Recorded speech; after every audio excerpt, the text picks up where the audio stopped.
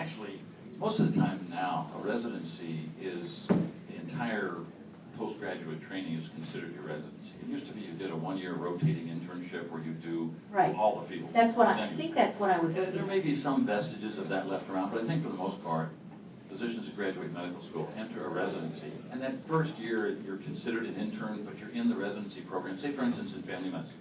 My daughter is a resident in family medicine now. She's a senior resident at Cox. And the first year would, in times when my time of training, would have been considered an internship. But now I think they just count that. It's the first year of your residency. You're a PG1. You're a first postgraduate year resident. Okay, so I think where I'm coming from is like, do they still have the same training? Because I'm a little worried about how many years they've been in school because, you know, like for instance, at UMKC, if they do some testing, then they go into the 3-year program. Is that correct? Not sure I follow you exactly. It's a faster track. It's a 6-year program. I'm sorry. It's a 6-year program. Yeah. So they actually have 6 years compressed, right? Yeah. Okay. That's for medical school. That's not residency. It's just medical school. No, that's just medical. Thing's really loud. Yeah, I'm sorry. I apologize. I don't have a little thing. So I guess what I need a thing, a buffer. You know, I do believe that there will be expert witnesses that can address this as part of their testimony. Okay. I think you know where I'm. Yes, I just want to make sure that they're getting the. I understand. And because without that, then I think that they really do need to be within a collaborative agreement, and that it does need to be jointly. Yes. Hopefully that will come out further. Okay. Thank you. Appreciate your question. Thank you. Representative Nichols. Proceed. What is the advantage to the physician assistant to do this rather than just go ahead and get finalized and be a regular physician? Well, I assume you meant the assistant physician, and it will get a little confusing, because we're not talking about PAs, physician's assistant. We're talking about assistant physician. So what's the advantage? Well, first of all, if they don't match, they're going to sit out a year. I mean, they may teach high school biology. They may work as an assistant someplace. You may hear from some folks that are in this situation, but it's better than just sitting out and not being able to. It's a wasted resource, in my point of view. It's a resource. Part of the training that they.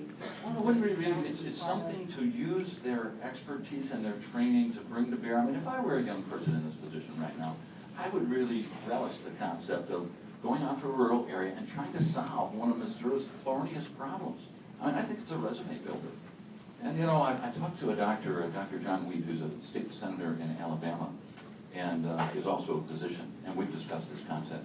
And he suggested that some of these assistant physicians might actually, not having seriously considered rural family medicine or primary care before, might determine after some experience like this, this isn't half bad.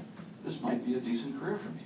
So I think you may pick up some people that hadn't previously thought that they would enjoy this sort of practice. But because they're kind of stuck in a situation now where they don't have a lot of options, and this would be available to physicians all over the country. If we were the first state to do this, we would have the entire applicant pool of the United States that have failed this match program, which, we may hear some numbers in a little while. If we get to it, I'll better just cut it off so we can get to that. But we'll hear the numbers.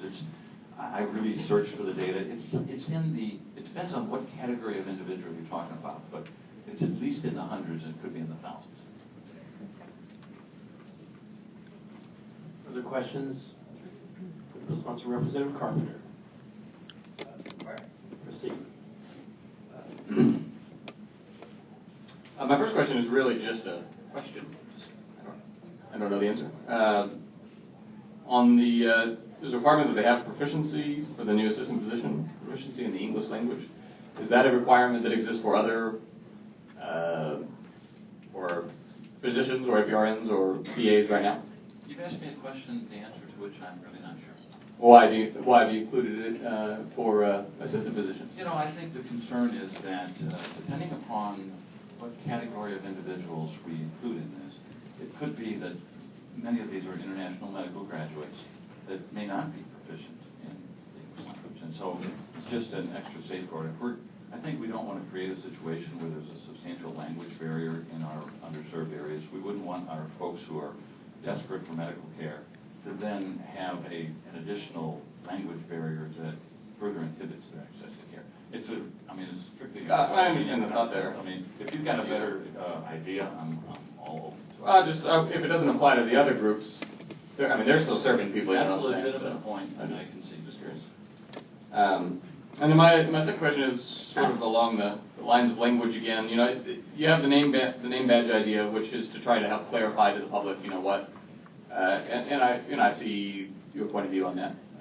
You know, so people know who they're dealing with, that kind of thing. But then that sort of raises the question of, I mean, you're creating a new group called assistant physician when there's already a group called physician assistant. In terms of the public being clear as to who they're dealing with, I understand that you understand the difference, and since I'm on the committee right now, I understand the difference. Don't you think that most people, if there's a group called physician assistant and another group that's different called assistant physician, might find that awfully confusing? It's possible. Actually, the term was coined by Senator Schaaf during our discussions. Senator Schaaf has introduced the same proposal as a component of a larger bill on the Senate side. And I thought it described these individuals really well, but I'm open to renaming. I don't think this concept hinges on what we call these individuals. Oh, I'm with you on that. I just could see how people could get confused, you know. Yeah, it's the same two words. It is. Yeah, well, actually, it's confusing already when we have these different categories of collaborative practice arrangements. It's confusing for physicians to try to figure out which set am I under, and if we create a third one, I think there would be the potential for some confusion. So it's something we should pay attention to. Okay. And then my last question would just be, you mentioned it, sir, are you willing to, amend the bill where it would be, the rules and regs would be jointly determined as opposed to solely by the... I'm not here to pretend to be the individual that's going to be the arbiter about how the rules are developed. Oh, no, I just mean... I'm open to discussion about how those... I'm not here to stick a stick in the hornet's nest. I want to be collaborative and work with the nurse practitioners and the PAs. I've worked with both of them through many years of my career. Are a very valuable member of the healthcare team, and we want to continue that relationship. I see this as building upon the use of physician extenders to reach more people in our rural areas and our urban underserved areas, and that's the goal of this legislation. Well, I think it's a good goal. I just mean if, in order to get it through, it would need to be changed to where it would be, done jointly. You would be open to the concept. Just trying to be collaborative. Absolutely. Thank you. I'm glad we worked out our Absolutely. Representative Swan. To inquire of the city. Thank you. Good afternoon. Good afternoon. Representative Doctor. Just a point of clarification on the bill language itself. It would appear by looking at it that this creates 2 additional collaborative practice agreements. Is that correct? With that of the physician assistant and that of the assistant physician, where currently we have 1 collaborative practice agreement with APRN? Well, there's a separate arrangement between the physician's assistants and the physicians. So, and you may not call that exactly a collaborative practice arrangement in the same, it doesn't have the same verbiage as the nurses, but last year we changed the relationship between the physician's assistants and the physicians by updating those regulations, that statute. So currently I view it as 2. There's 1 for PAs, 1 for DMPs. Now we'd be creating 1 additional, and that is for the assistant physicians. Okay, and I just simply asked a question because it was listed in here, so it really puts the practice, the everyday practice with the patient on the same footing with the PA, the assistant physician, and the nurse practitioner. You may be looking at a segment of the bill, and I'm waiting for a little response from our legislative research folks.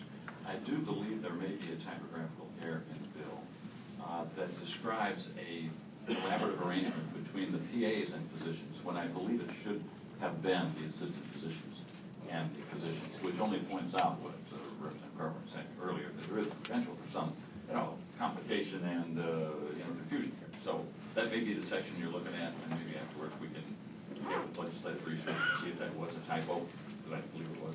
Okay, and I'm not certain which area. In looking at years of educational experience, I have a little bit of concern the fact that the APRN has 4 years of a nursing degree plus an additional couple of years master prepared that pertains to the field itself and the practice. With the physician assistant, 2 years on top of any degree. So I'm a little, if that's accurate information, I'm a little concerned about equal footing of a collaborative practice agreement among those 3 groups, considering the differential in the years of formal training and education. I think a careful look at the hours of training and the length of training will clearly demonstrate that these physicians have in excess of the clinical training and background of a nurse practitioner. But I will defer. I do have an expert witness here who's been involved in medical education for 20 years. His wife is a nurse practitioner. I think it would be very instructive for us to hear from him and not for you to have to listen to me. Thank you. Further questions for this witness? Seeing none, we will now hear your expert witness.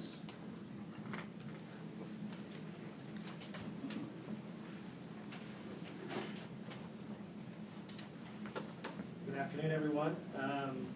Just to introduce myself, my name is John Doherty. I am the Senior Associate Dean at Kansas City University of Medicine and Biosciences, College of Osteopathic Medicine. And we have the privilege of saying that we are the #2 provider of physicians for the state of Missouri.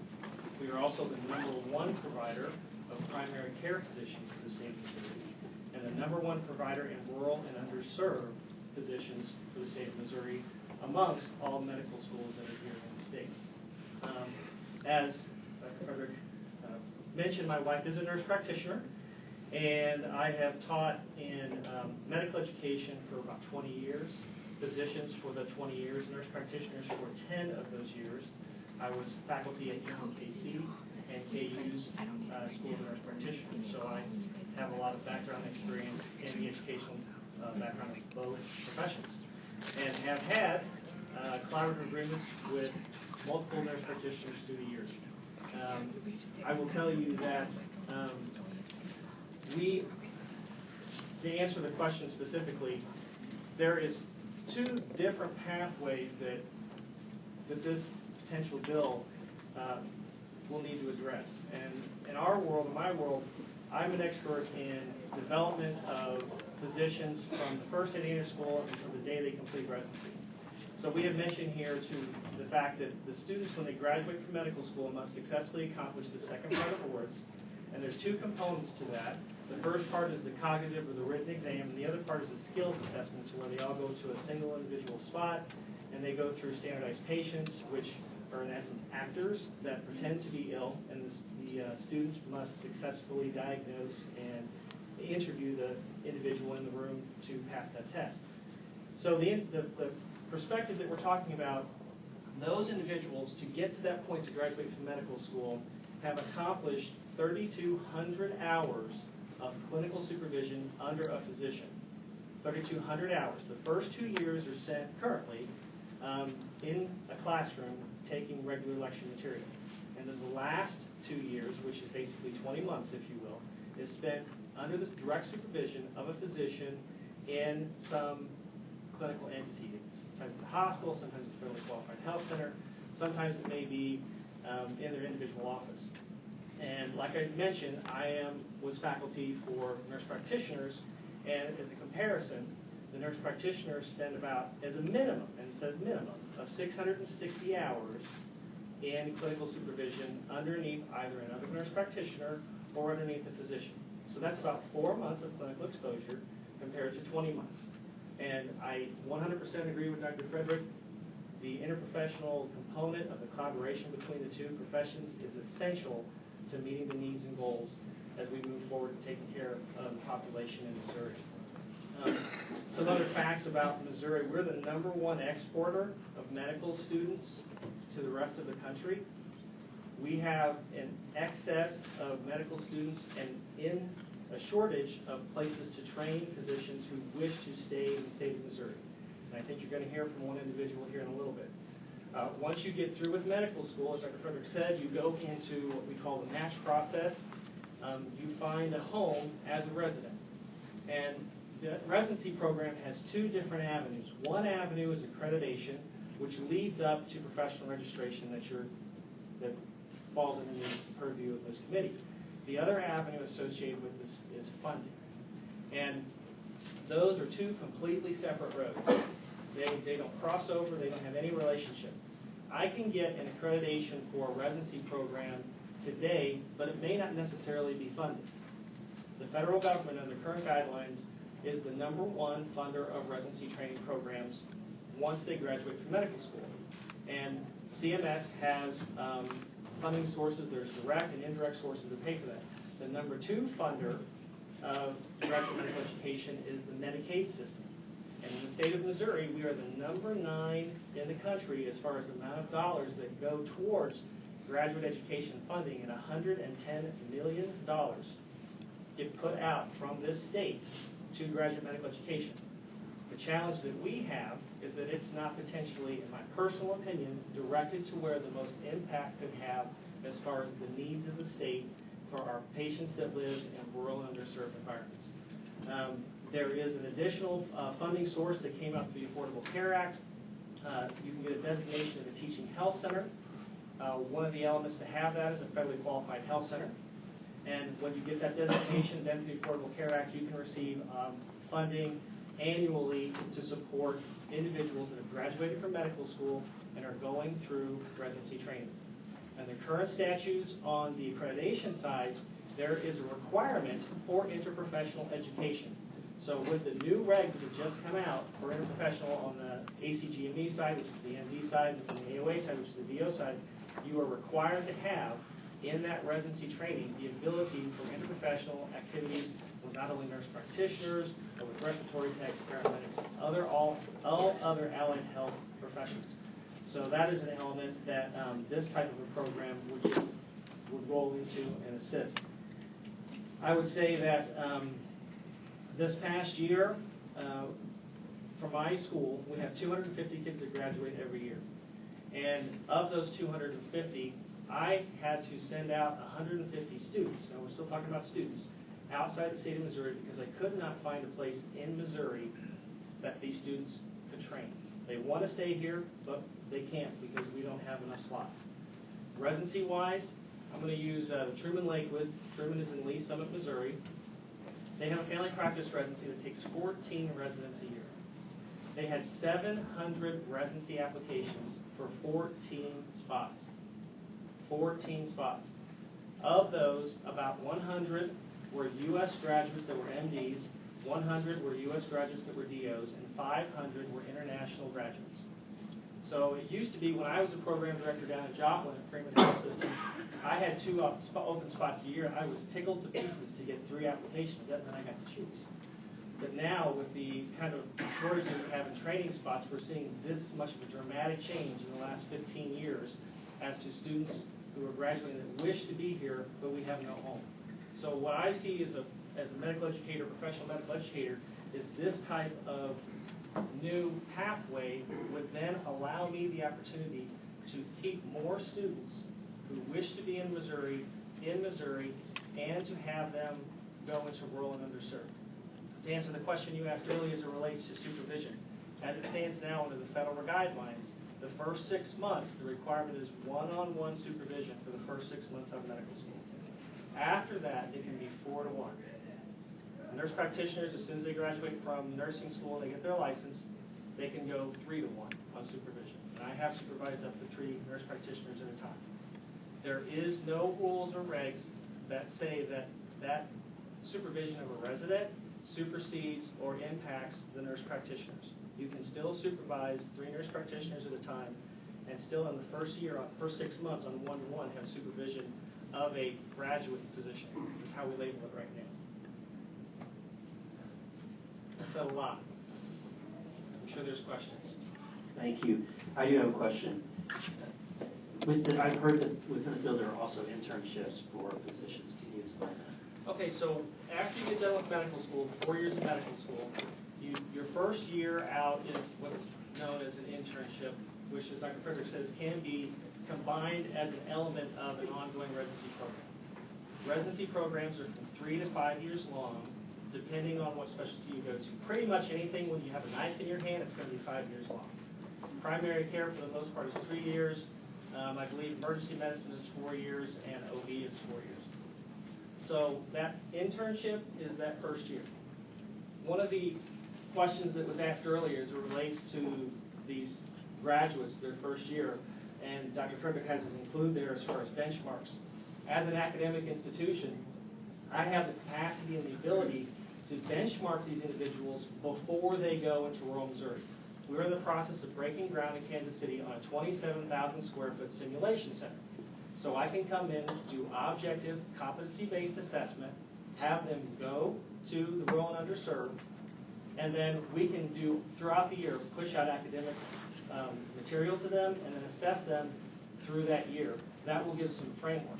And like I mentioned earlier, there's a difference between the funding side and the accreditation side. If we follow that path, if it evolves into that profile, we have the ability to get accreditation from the governing bodies also for that year they're there. That would definitely help the students that find themselves in this situation to matriculate into a full residency program. So you're saying that with Dr. Frederick's bill, if they were to do this, it would possibly be in conjunction as part of an internship that might work within a residency. It could indeed, sir. So that would potentially shorten their time in a residency program. The cumulative time would essentially be the same, but the specific time they would spend, they have to spend the last 24 months in a single program to sit for their specialty boards for family medicine and internal medicine under the current national guidelines. So this would help some of those students to do that. It would, and I agree with him 100%. I'm from St. Genevieve County, from Bloomsdale. It took me 10 minutes to get to a town of 400. The reason why I went to a rural area and had an office in Seneca was because I knew that environment. If these individuals go to those places, they're going to become familiar with it. I had a student that was from New York that we had an opportunity for her to train in West Plains. She fussed about going to West Plains. She was there 3 months, got into the softball league, met a boy, got married, and is going back. Doc Hollywood. Exactly. So that kind of exposure would definitely help us to help meet the need that we have in some of these rural areas. Okay. Are there any questions for this witness? Representative Breaker. Mr. Mr. Chairman. Proceed. Just real quick, is the education and training for a physician assistant and an assistant physician basically the same up to the point of licensure? No, sir. For you to matriculate in medical school, you have to do 4 years of undergraduate in whatever area you so choose. And you do the same thing to get into a physician school, physician assistant school. Then you have 24 months after you graduate from MU with your degree in biology to become a physician assistant. And then you're eligible to go out into an agreement to practice under a physician.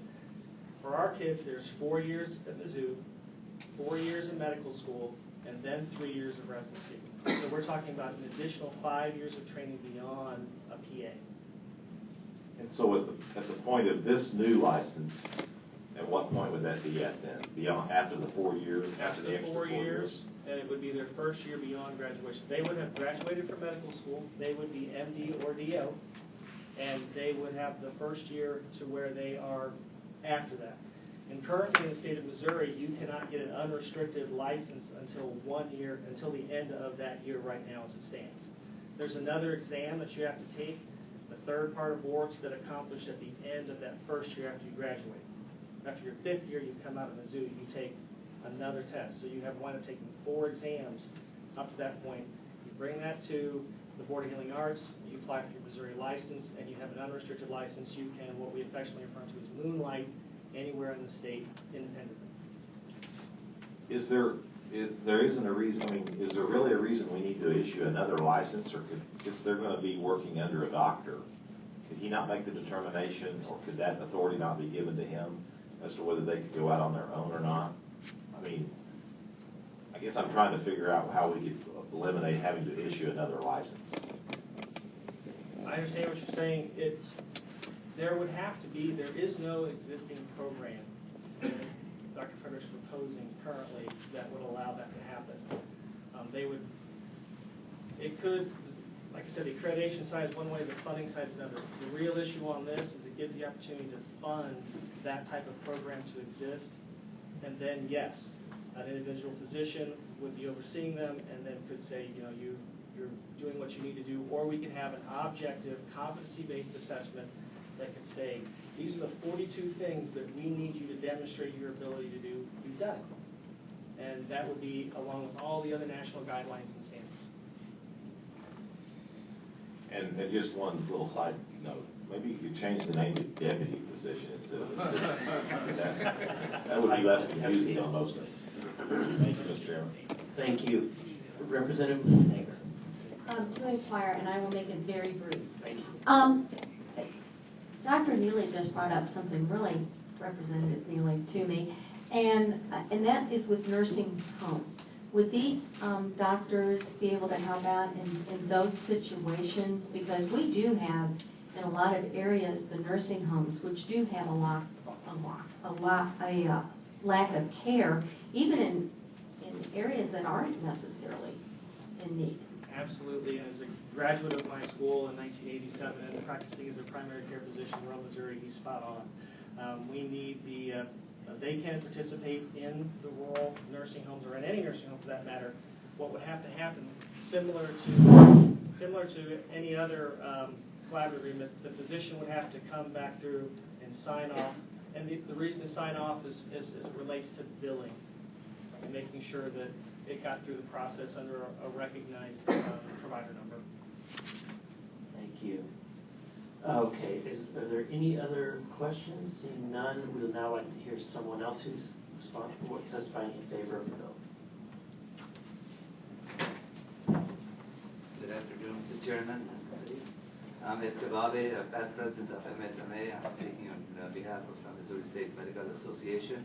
I also played the role of an AMA delegate at the House of Delegates of the American Medical Association, and currently the chair of the Heart of America Caucus, which encompasses 4 states. One of the problems we have in this country is we have many graduates in medical school, and we don't have enough residency slots.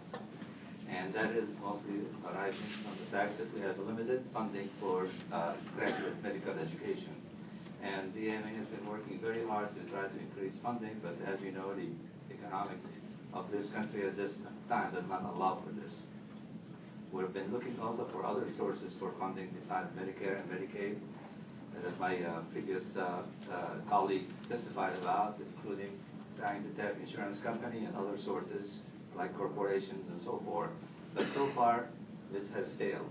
This has left literally thousands of people that graduated from medical school without any job because they cannot match into a residency program. Now, these people, on the average, incur between $250,000 and maybe $300,000 in debt to finish medical school, whether it's here or abroad. And their talent sitting there without any benefit from them. What can we do to help them? And this bill is exactly what we need, at least for the start.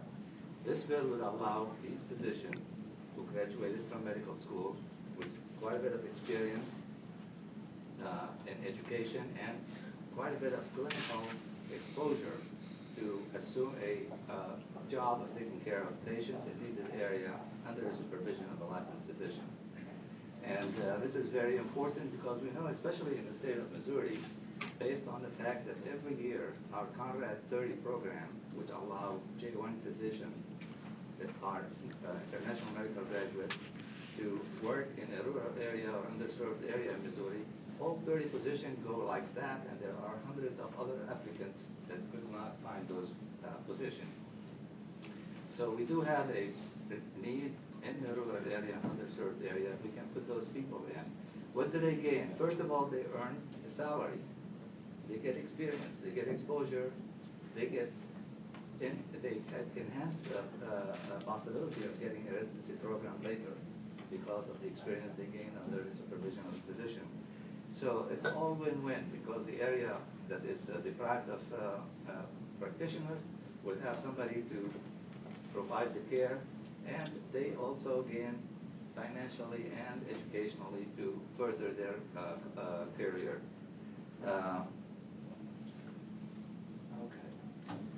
I have one more thing here I wanted to say. Sorry. Quickly, please. Yeah.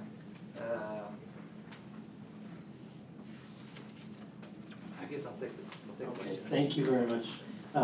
Representative Land. Just very quickly, See. thank you. How many years can these doctors stay in that program? According to the bill, I understand it's unlimited, because some people may choose to continue with this path because their score in the test are not the highest that would qualify them to get into residency program. I remind you that in the past, the ECSMG, which qualified physician for getting into exam, was passing only approximate number of people needed to fill the residency program. But then when USMLE was formed, they took people from all around the world and gave them the test, and they had to put them on equal footing with the American. So people that were passing were in larger number than the number of physicians available. Thank you. Any further questions for this witness? Seeing none, thank you for your testimony. Is there anyone else who wishes to testify in favor? Quickly. Very quickly, Mr. Chairman, my name is Bruce Hillis. I'm a free market advocate, and at 72, I'm a consumer of health care. So that's why I'm here representing all the consumers in the state. I support Dr. Frederick's bill. I think it's a great opportunity. However, there are two caveats that support. One is, I don't believe as a free market guy that this ought to be limited to underserved areas. There's been a lot of ideas put forward how people might want to stay in these underserved areas when they go in. But if this is open to any place in Missouri, let the market decide where everybody goes. If one area gets overserved with health care, it might prompt some of the existing physicians to move some of the Not to interrupt it. For example, or could an underserved area be at different hours of the day? Well, it might be underserved today and overserved tomorrow. Okay, sorry to interrupt. So and the second disclaimer or caveat is that the provision that one collaborative practice agreement to serve under the direction of the Board of Healing Arts, I'm opposed to that because that would put all the power to make these decisions on collaborative practice agreements under one entity. I believe that while it might be in consultation with the nurses, I think they have to agree on their collaborative practice agreement. Those are my two objections. Without that, that's my testimony. Thank you for your testimony. Are there any questions for this witness? Seeing none, thank you. Anyone else who wishes to testify in favor?